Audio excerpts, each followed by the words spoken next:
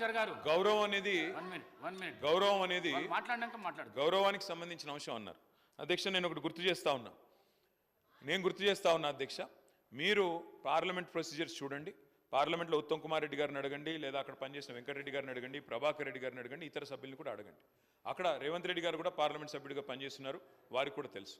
అక్కడ సభ్యులు వీడియోలు కూడా తీస్తున్నారు, ఫోటోలు కూడా తీస్తున్నారు లోపల నుంచి. ఎందుకంటే అక్కడ నిరసన చెప్పే హక్కు ఉన్నప్పటికీ అక్కడ ఉన్న ప్రభుత్వం, అక్కడ ఉన్న ప్రొసీజర్లో వాళ్ళు కంట్రోల్ చేస్తున్నారు. ప్రజాస్వామిక హక్కు ప్రతిపక్షాలది ఏదైతే ఉందో దాన్ని వాళ్ళు మొత్తంగా కేటీఆర్ గారు 1 మినిట్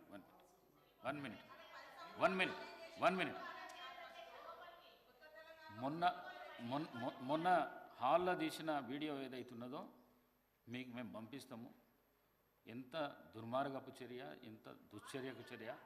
ఈ సభ్య సమాజం తలదించుకునే విధంగా ఆ వీడియో ఉన్నది. ఆ వీడియోను పంపిస్తాం, మీరు చూసినాక మీరు మాట్లాడండి.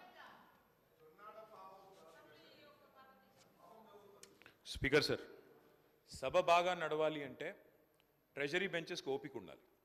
ఎందుకంటే ప్రతిపక్షాల తరఫున తప్పకుండా మేము మాట్లాడాలి, ప్రజల తరఫున మాట్లాడతాం. కానీ ట్రెజరీ బెంచెస్కి ఓపిక ఉండాలి. ఇవాళ ఫ్రస్ట్రేషన్ ఎవరికుందో కనబడతా ఉంది మేడం. ఎందుకంటే ఇక్కడ ఏం మాట్లాడకుండా కూర్చున్న మా అక్కల మీద నోటికొచ్చినట్టు మాట్లాడింది ఎవరో చూసాము, నోటికొచ్చినట్టు నోరు పారేసుకున్నది ఎవరో చూసాము. ఆ తర్వాత కూడా మేము ఇక్కడి నుంచి పోయిన తర్వాత కూడా నోటికొచ్చినట్టు మళ్ళీ దూషించింది ఎవరో చూసాము. ముందేమో అక్కలు ముంచుతారన్నారు, ఆ తర్వాతనేమో అక్కలను మేము ముంచుతామని మాట్లాడింది. 5 నిమిషాల్లో ఊసర వెళ్ళి రంగులు మార్చి. మినిస్టర్ గారు సబ్జెక్ట్ మాట్లాడండి, డివియేషన్ కాకండి. సబ్జెక్ట్ మాట్లాడండి. స్పీకర్ సార్, కేవలం మనకి ఇష్టం లేనిది మాత్రమే మనం కామెంట్ చేస్తామంటే కుదరదు సార్.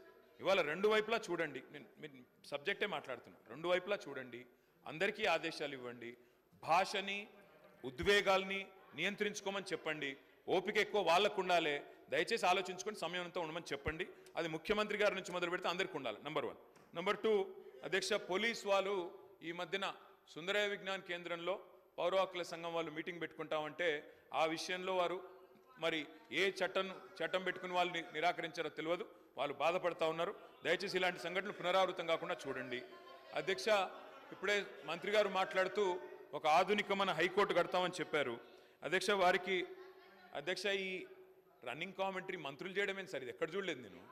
అధ్యక్ష, ఇంకొక మాట అధ్యక్ష, హైకోర్టు భవనం ఆధునికంగా కడతామన్నారు. We welcome it. కాకపోతే అధ్యక్ష, ప్రొఫెసర్ జయశంకర్ వ్యవసాయ విశ్వవిద్యాలయ విద్యార్థులు ఒకరోజు కాదు అధ్యక్ష, దాదాపు 100 రోజులు తమ వ్యవసాయ విశ్వవిద్యాలయ భూములు తీసుకోవద్దు, మా భూముల్లో కాకుండా ఇంకెక్కడైనా కట్టండి హైకోర్టు అని చెప్పి వారు ఆందోళన కూడా చేశారు. నేను రాష్ట్ర ప్రభుత్వ దృష్టికి తీసుకొని వస్తా ఉన్నా.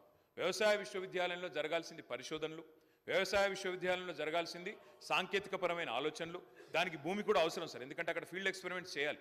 ఆ ఫీల్డ్ ఎక్స్పెరిమెంట్స్ నుంచి వచ్చే రీసెర్చ్ డెవలప్మెంట్ ద్వారానే కొత్త వంగడాలు కానీ కొత్త ఆలోచనలు కానీ రైతాంగానికి, వ్యవసాయానికి, రాష్ట్రానికి ఉపయోగపడే విధంగా చేయాలి.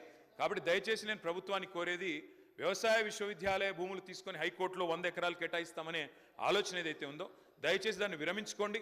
అక్కడ విద్యార్థులు ఆందోళన చేస్తూ ఉన్నారు, అక్కడి శాస్త్రవేత్తలు ఆందోళన చేస్తూ ఉన్నారు, అక్కడి యూనివర్సిటీ ప్రొఫెసర్లు ఆందోళన చేస్తూ ఉన్నారు.